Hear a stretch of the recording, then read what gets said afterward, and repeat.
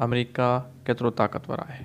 America जी ताक़त जो अंदाज़ो अवां हिन ॻाल्हि सां लॻायो त दुनिया जो हिकु बि मुल्क अहिड़ो न आहे जंहिंजी ज़मीन ते या सरहद ते अमरीकी फ़ौजी अड्डो या बहरी ॿेड़ो न बीठो हुजे।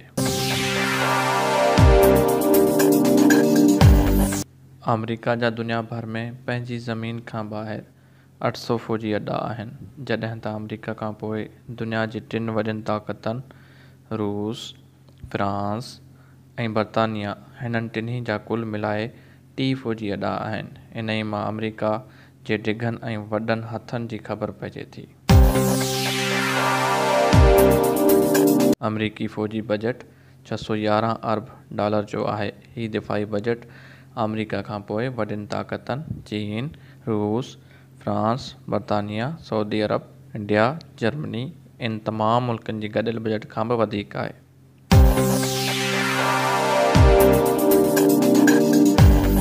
अॼुकल्ह जी दुनिया में एयरक्राफ्ट कैरियर खे तमामु वॾी जंगी ताक़त मञियो वञे थो।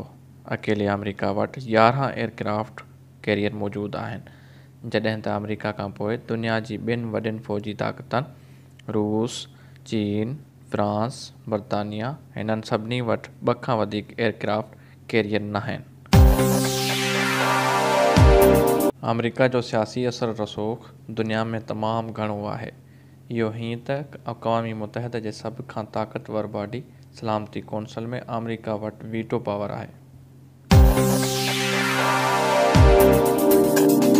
दुनिया में 3 वॾा इदारा आहिनि: अक़वाम मुतहदा, नेटो फोर्सेस, वर्ल्ड बैंक। अमरीकी इमदाद खां बग़ैर क़ाइम ई नथा रही सघनि। इन ई लाइ ही 3 इदारा अमरीका जे असर में हूंदा आहिनि। इन्हनि टिनी ॻाल्हियुनि खां सवाइ अमरीका दुनिया जे वॾे हिसे में पंहिंजी ज़रूरत जे मुताबिक़ फ़ौजी ऐं मुआशी इमदाद ॾींदो आहे, जंहिं जे करे ही मुल्क ऐं जियोग्राफिया उन जे सियासी असर में रहंदा आहिनि।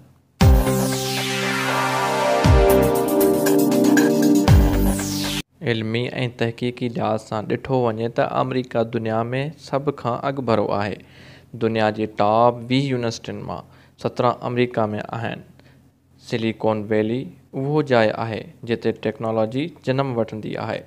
अमरीकी रियासत कैलिफोर्निया में आहे।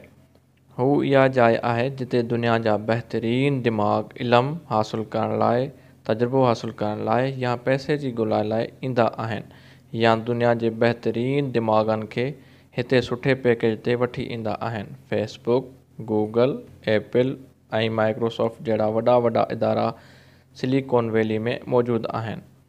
मुआशी लिहाज़ सां ॾिठो वञे त अमरीकी मईशत $18.57 ट्रिलियन सां गॾु दुनिया जी सभ खां वॾी मईशत आहे। अमरीका खां पोइ चीन जो नंबर आहे, पर चीनी मईशत अमरीका खां $7 ट्रिलियन घटि आहे। मैदनी लिहाज़ खां बि अमरीका मालामाल आहे। दुनिया में सभ खां वधीक ऐं बहितरीन कोयलो अमरीका जी ज़मीन मां मिले थो ऐं तेल 10 नंबर ते सभ खां वधीक ज़ख़ीरो बि अमरीका में मौजूदु आहे। अमरीका दुनिया जी जदीद तरीन टेक्नोलॉजी ठाहींदो आहे ऐं महांगी तरीन प्रोडक्ट्स तयारु कंदो आहे। इन ई लाइ अमरीका जो ट्रेड प्रोफाइल फर्स्ट वर्ल्ड जो आहे। बाक़ी हिन जे मुक़ाबले में जेके मुल्क आहिनि, रूस ऐं चीन जो ट्रेड प्रोफाइल थर्ड वर्ल्ड जो आहे।